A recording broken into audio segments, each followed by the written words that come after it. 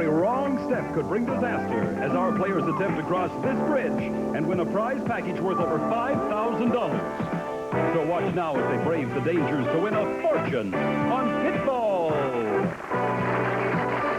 Come on, Sharon, you know what you're doing. You're standing on a pitfall.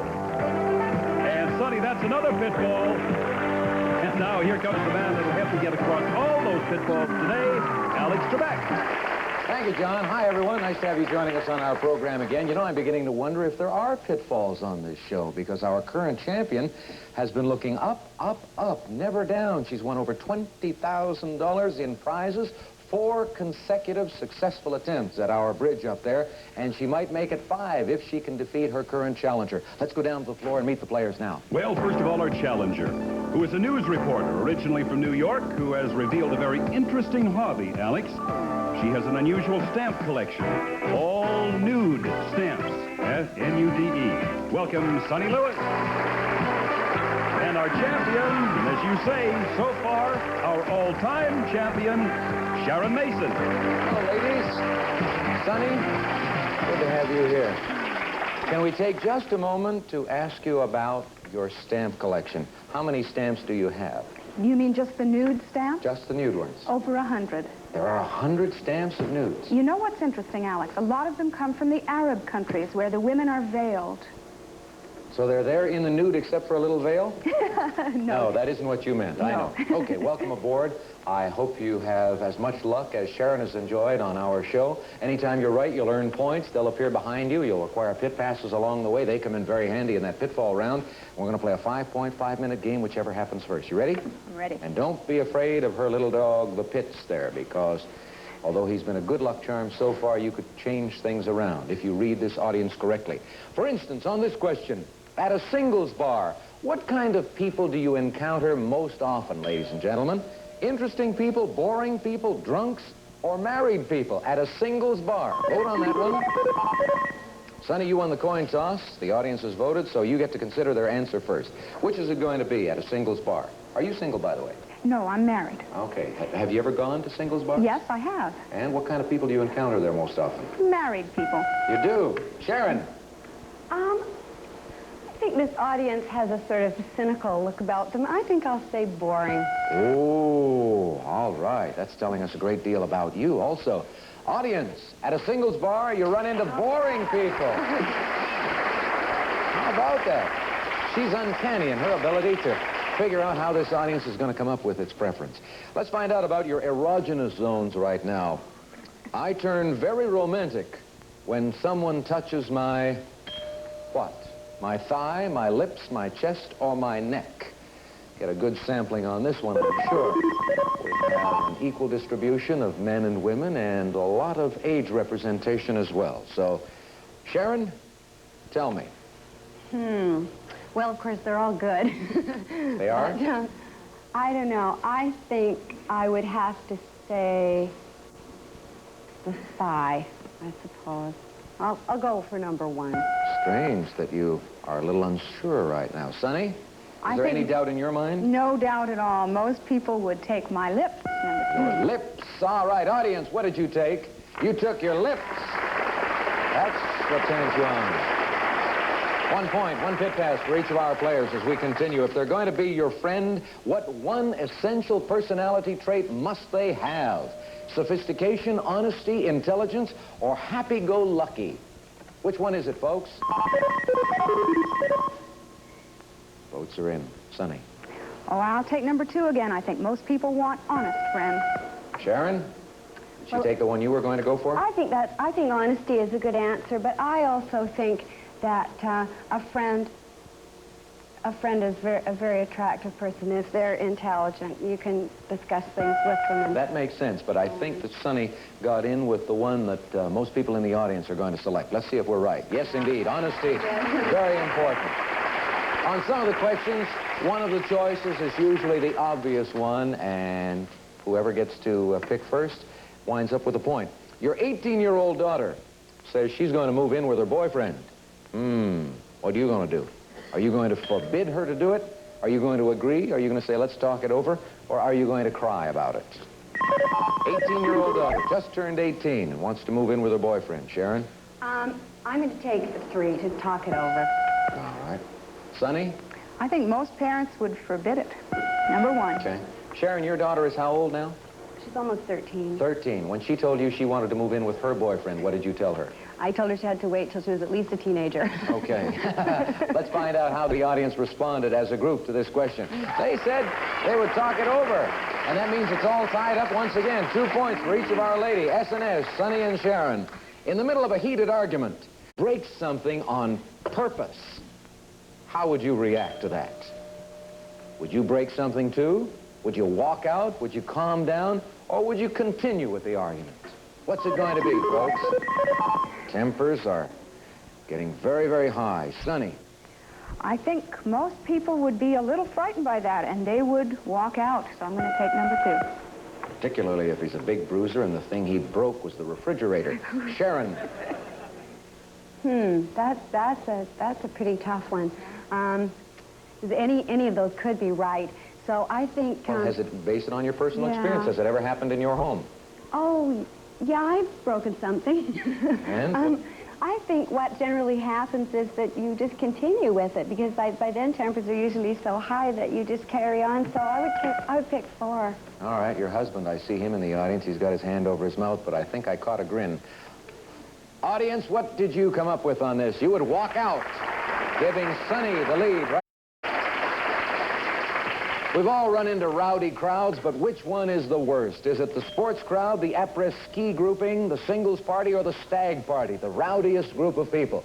Give me a quick vote on this one. I suspect this will be our last question in this round, unless it ends in a tie. Sharon, you go first. You have an opportunity, if you're right, to make it all even in this game. The noisiest? Yep, the rowdiest crowd. The rowdiest crowd would have to be a sports crowd. I'm going to go for number 1. Sonny? Well, I've never attended a stag party, but I've always suspected they're really rowdy, so I'm going to go for number 4. I think they're very quiet because you're watching the movies. Well, however, let's not dwell on that because we'll get me into a great deal of trouble. Audience, a stag party means Sonny. Come on, Sonny, you're it. You have dethroned Sharon and Pitfall, her pet pooch.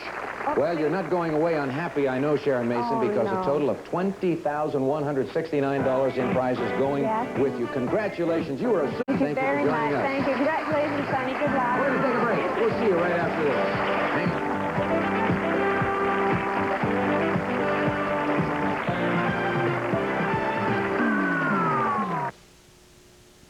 I wanted a high-tech career. Good food to grow up on. How would you like to share a jackpot of maybe $2,000 or a super jackpot of $8,000 or more? How about a brand new car or maybe $10,000 in cash? Every player here has the chance to win any or all of those prizes. But look, one seat's empty. That's because we're saving it for you. Being a jackpot contestant's easy. The first thing to do is call us at area code 416-922. The next big jackpot winner just might be you. How's that old saying go? It's not whether you win or lose, it's how you play the game. Pitfall here didn't help our champion. Another match. So, Reader, you don't want him around here for you, do you? No. Okay, see you, pup. Now it's your turn to consider the booby trap sections. We're going to dim the lights. You and I are going to turn around, and we're going to pay close attention to those 8 sections, and the booby trap ones, the pitfalls, will light up twice. Are you ready for that? I'm ready. Let's do it.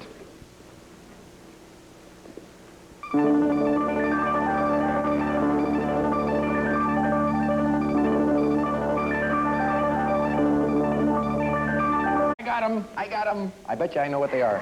Do you know what they are? I know a couple of them. Which ones? I'll take one, and, You're entitled to another. Use strategy if you're sure of all 3. I'm not sure, but I'll take 4. 4. I think you're going to worry about that one. I am. Let's go upstairs. Sonny,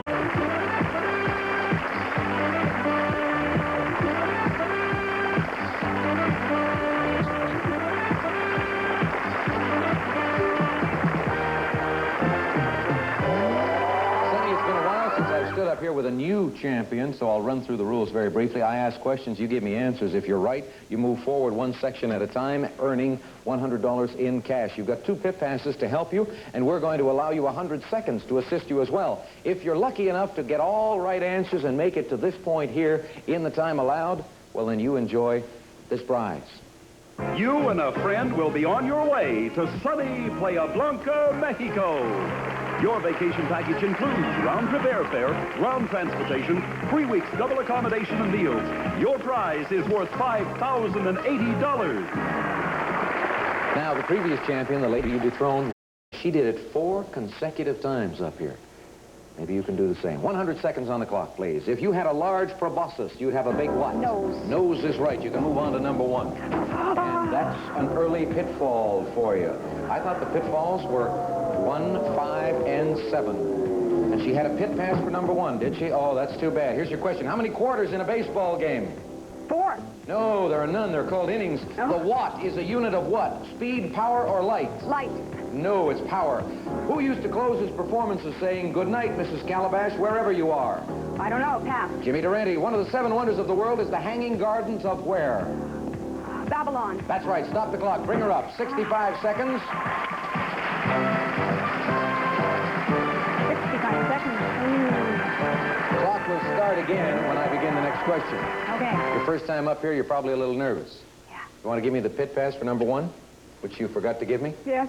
All right. George Washington was one of the first people to wear what? False teeth or bow ties? False teeth. No, bow ties.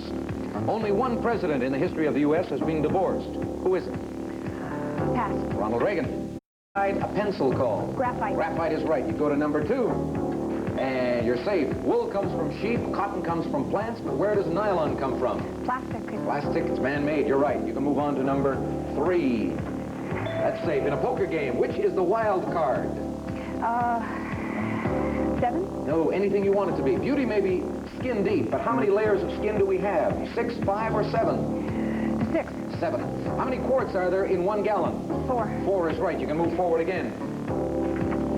$400. Okay. A lack of what vitamin causes scurvy?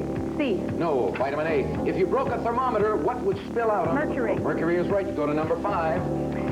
Can I give you this pit pass for number 5, even if it's for number 4? No, but you can move forward to number 5. And I think you're going to go down to number 5. And you are, with just 1 second left, and we're out of time. Let's bring her right back up. Poor Sonny. Got nervous, forgot to give me both pit passes, even though one of them didn't work. Come on back up. When did you realize you had forgotten to give me the pass for number 4? When I felt it going down. When you felt it going down. Give me that one now. Let's take a walk down to the end. I said I thought the pitfalls were 1, 5, and what else did I say? 1, 5, and 7? 7. 1, 5, and 7. We're going to take a commercial break right now and see if I was right. 1, 5, 7. Hey!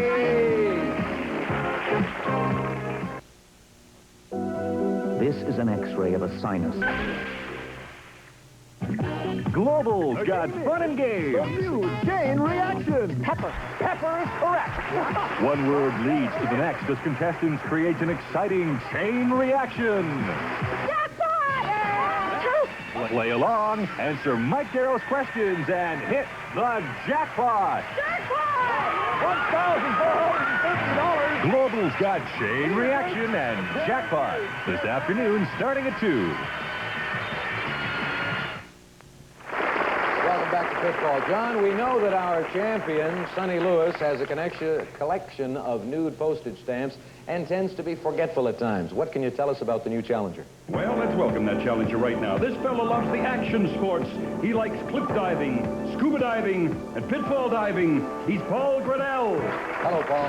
Hope you don't take a dive on our show. Good luck to you.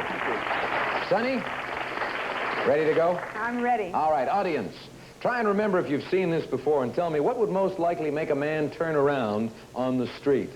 A woman in jogging shorts, a woman with a plunging neckline, with a slit skirt, or with tight jeans. What's going to turn a man's head?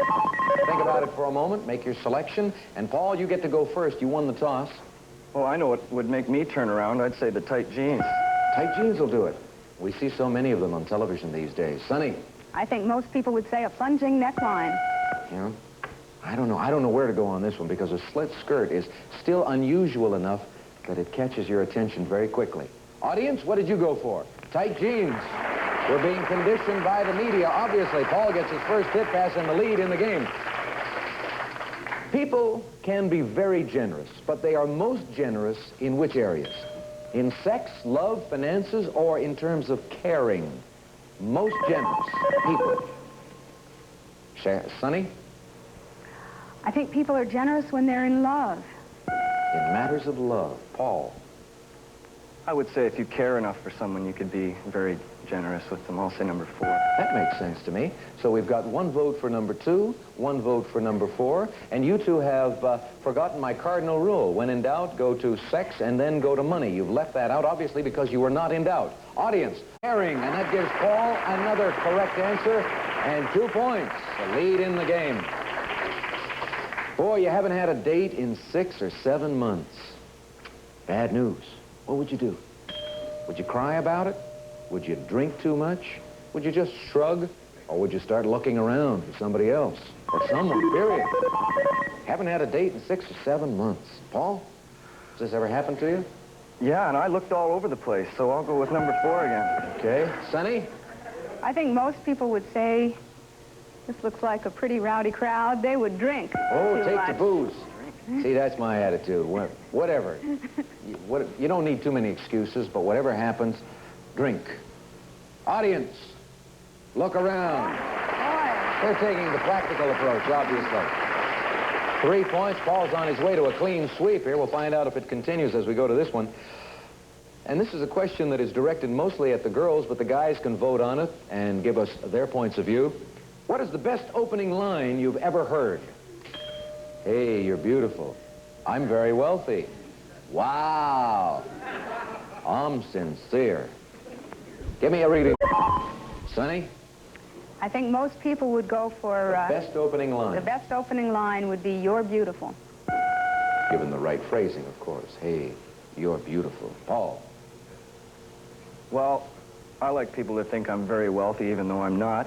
So I'd want them to think I was wealthy. Wealthy. You know, you could put them all together. Wow, you're beautiful. I'm very wealthy. I'm sincere. Audience, you selected you're beautiful. A point for Sonny. She has an opportunity now to come back and tie this match up if she scores another 2. The main reason you'd want your daughter to go to college is what? For her education, so she could meet a man, so she could learn about life, or have a good time. Main reason you'd want your daughter to go to college. Paul, you're too young to have a daughter. You're not too young to have a daughter, but you're too young to be married and have a family. That's what I'm saying. I'd say I'd want her to get her education since I'm footing the bill. Makes sense, Sonny. Well, that's what I would have chosen, but I have to take something else, so I'll say number 3, to learn about life. Learn about life. You do that in college, huh? You think. Here we go, audience. What did you say? Her education. Paul gets 4 points. I won't say anything about my personal experience with regard to this next subject, but let's hear your views. While making love, your partner utters someone else's name. What you going to do about that one? Are you going to do the same? Are you going to stop right then and there? Will you ignore it, or will you start a fight over it? Sonny? I think that would stop most people right then and there. Paul? She's got a fight on her hands. Oh. Okay. Paul, if you pick up the point on this one, you automatically win the game because you will have reached 5 points and 3 pit passes. Audience, you say that would stop it, and that means that Sonny gets the point. Stop right then and there and have a discussion. Oh, we're out of time. We can't have a discussion. Sonny, you wound up with $400 in your session with the Pitfall round a while ago. Congratulations to you. Paul, congratulations right now because you're the new champion, and you and I are going to hold on to this podium because we're backing away long enough to present these commercial messages for the folks at home.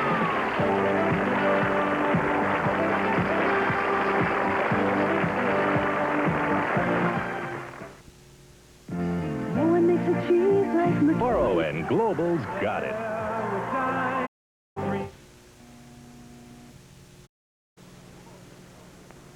Pitfall guest accommodation is provided by the Inn at Denman Place in Vancouver. In a class by itself, quiet elegance, careful service, and the experience of a unique hotel, the Inn at Denman Place near English Bay and Stanley Park. Paul Grinnell, our champion, who almost picked up 3 pit passes in that game. Very impressive, Paul. You were reading the audience beautifully. Now we want to find out how observant you are when it comes to your own private light show. The folks at home will be watching also to see if you're right. So let's dim the lights, turn around, take a look. Remember, they'll light up twice.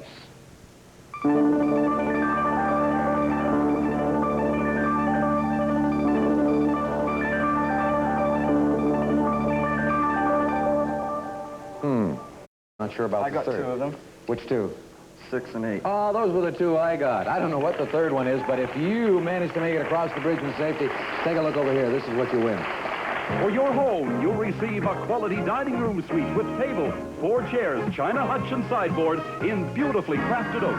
And for your floors, 30 yards of luxurious deep pile carpeting.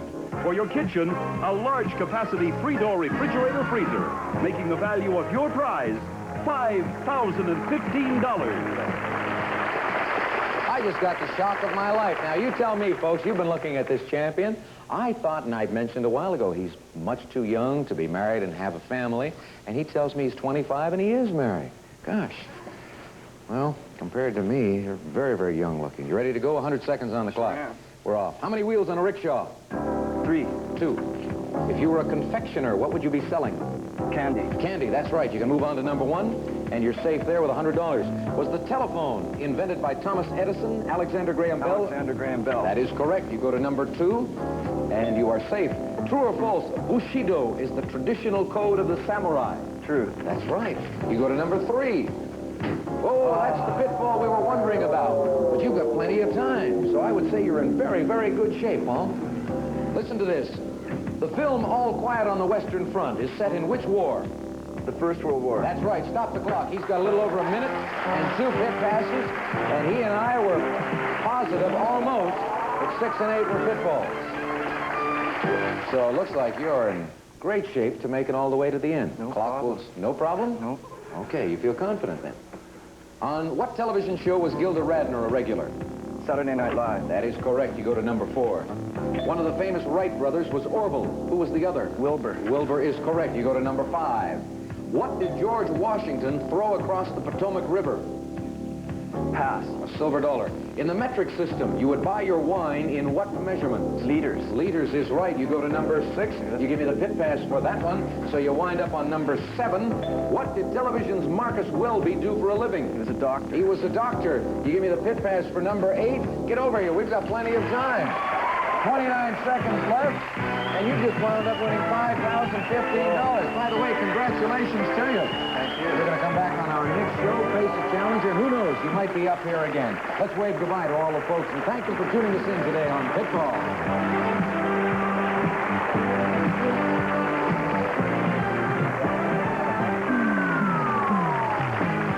Wednesday, Jason is escorted to jail, charged with wife-beating and attempted murder. Meanwhile, a ranger discovers the wreckage of Monica's plane crash in a special season premiere of The Colbys. Then Blake and Alexis are consumed by their rage and hatred, while La Mirage is a blazing inferno. On the season premiere of Dynasty, Global's got explosive drama Wednesday starting at 9.